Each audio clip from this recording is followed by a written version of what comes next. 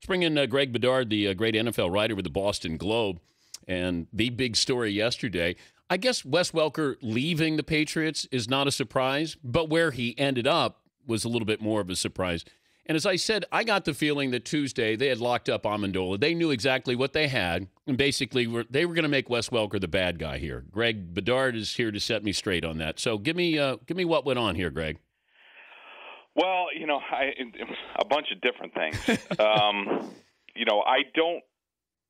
I think it would be a mistake to say that it was either Amendola or Welker. I think the Patriots could have done both at the end of the day, and I do think that you're going to see them. Maybe they tried to get Amendola a little bit cheaper if Welker stayed, but I do think that the Patriots wanted him back, but it was at a fixed price, and he very well could have accepted their offer. I mean, I think in the back of their mind they knew that Wes wouldn't accept it, that he would be a little bit insulted by the offer.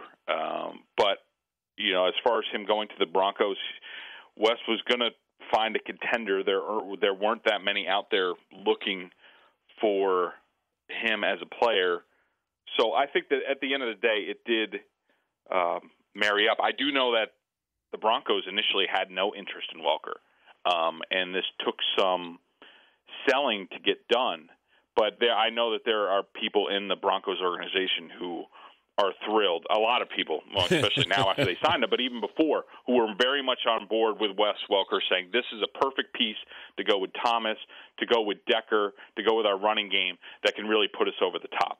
Well, Peyton Manning placed a call to Wes Welker to recruit him. I know John Elway, because, look, this is two birds, one stone here, Greg. If you get him and you get him away from the Patriots, that's a double whammy there. And all of a sudden, here's Peyton Manning throwing to your guy. And, any word from Brady on his European vacation? No, but, through back channels, it doesn't sound like Brady's thrilled about this. I wouldn't expect him to be. Welker's one of his best friends. He's called him, the best player on the team, the best teammate that he's ever played with. They're very close. But, look, Brady's been down this road before. Lawyer Malloy, Deion Branch. I know people like to think that Tom Brady, megastar, has all this clout with the Patriots and he can call the shots, and he does, and he has influence on personnel. If people need another example to tell them who's in charge of the Patriots, it's Bill Belichick and Robert Kraft. But Greg, and Tom Brady has no say. But you just had a guy who restructured his deal. How could he not say at that time, Mr. Kraft, I'll do this. Tell me what we're going to do with that money, without at least exploring the idea that Wes Welker was going to be a guy who was going to be the recipient of this? I'm sure he said something about, I would like Wes to be back. But Tom, he really doesn't get involved. I've talked to him privately about this, and he just doesn't. I know it was unbelievable to me. I understand why people don't believe it, but that's the truth. Brady does not get involved. He doesn't call any shots. He doesn't say. He wants to know. He just says, I want you to spend the cap. I want us to be competitive. They pretty much do that, but they're certainly competitive every year, so it's hard to argue with the Patriots' method. He's Greg Bedard of the Boston Globe joining us. Dan Patrick Show. Poll question today: who has more catches next season, Amendola or Wes Welker? Oh, that's a tough one.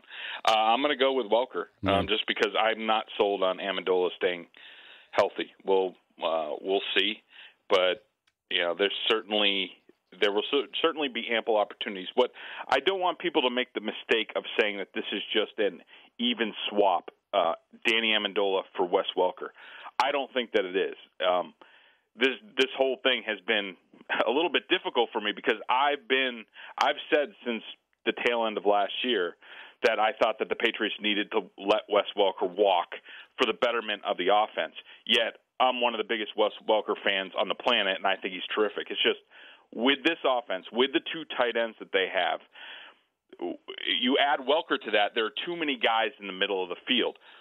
That's where Welker's strength is. Amendola's strength is on the outside. He's better in a short area. He's better. While Wes leads the league in yards after the catch, Amendola has more potential in that regard. He's a better athlete. He's shiftier. If they can get an X receiver, a boundary receiver, probably in the draft. I don't know whether they're going to find it in free agency or even a trade of some sort. If they can find a boundary X receiver to give them what Randy Moss gave them, obviously it's not going to be Randy Moss. If they can do that, I think that this offense, there's more potential for this offense to be better, and I think that's what they realized after the Ravens game. They needed to move away from this offense. They needed to evolve, and they think that better guys on the outside are going to be the key, not inside. What about Gronkowski? As far as his health? Yeah. Yeah, I don't know. I think some of it's been a disappointment to the Patriots. I mean, look, the break that happened was bad luck, but some of these things, him coming back from the ankle last year, people forget, but even before he broke his forearm, it took him a long time to round into Rob Gronkowski shape. I mean, for much of the season, he was battling hip and leg injuries that were probably related to his ankle injury. And they can't afford to have that again, with his arm. They can't afford him to take a step backward or to take more time. He needs to get straight. He needs to make sure that he's getting healthy because they need Gronkowski all the way through. We saw what happened in the Super Bowl when they didn't have him. We saw what happened last year. The Patriots without Gronkowski became much easier to defend and were very limited offensively for weapons for Brady. So they need all their guys, and that's one of the flaws, one of the potential flaws in the Patriots offseason plan.